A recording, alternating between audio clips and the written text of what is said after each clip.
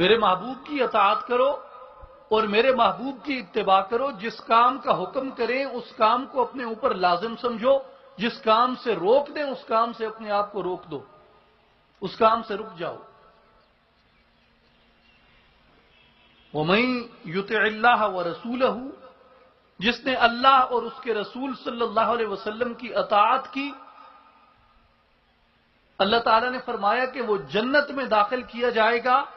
وَذَلِكَ الْفَوْزُ الْعَظِيمُ, اور یہ اس کی ایک بہت بڑی کامیابی ہے کہ اس نے میرے محبوب کی اطاعت کر لی اور میرے محبوب کی اتباع کر لی. لیکن وَمَن يَعْصِ اللَّهَ وَرَسُولَهُ, جس نے اللہ اور اس کے رسول کی اطاعت کو ٹھکرا دیا, جس نے اللہ اور اس کے رسول کی اطاعت کو اختیار نہ کیا, جس نے فقط زبانی جمع خرچ تک اپنی عشق اور محبت کو رکھا, اللہ تبارک و تعالیٰ فرماتے ہیں کہ یدخلہ نارا, انہیں آگ میں داخل کیا جائے گا. اور اس کے لیے اللہ تبارک و تعالیٰ نے فرمایا کہ وَلَهُ عَذَابٌ مُّهِینٌ, یہ بڑا دردناک عذاب ہے. ہمیں یہ غور کرنا ہے اس موقع پہ کہ ہم جس محبت کا یا جس عشق کا دعویٰ کرتے ہیں, کیا ہمارے پاس اس دعوے کی کوئی دلیل ہے؟ کیا ہمارے پاس اس عشق کے دعوے کا کوئی جواز ہے؟ ہم کسی سے عشق کا دعویٰ کریں اور اس سے محبت کا دعویٰ کریں تو ہمیں محبت کے دعوے کی دلیل چاہیے.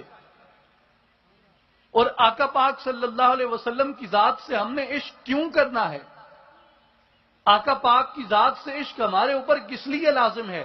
آقا پاک صلی اللہ علیہ وسلم کی ذات گرامی سے محبت ہمارے اوپر کیوں واجب کی گئی ہے؟ اس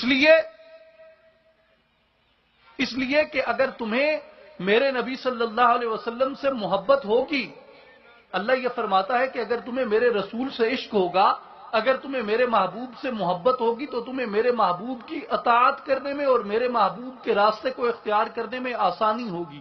اس لیے کہ تم اس راستے کو محبت سے اختیار کرو گے, اور جو چیز محبت سے اختیار کی جاتی ہے وہ اپنے اندر تاثیر رکھتی ہے, وہ اپنے اندر قوت اور طاقت رکھتی ہے. لیکن جس چیز کو مجبوری سے اپنایا جائے اس چیز کے اندر نہ وہ تاثیر رہتی ہے اور نہ ہی وہ طاقت رہتی ہے.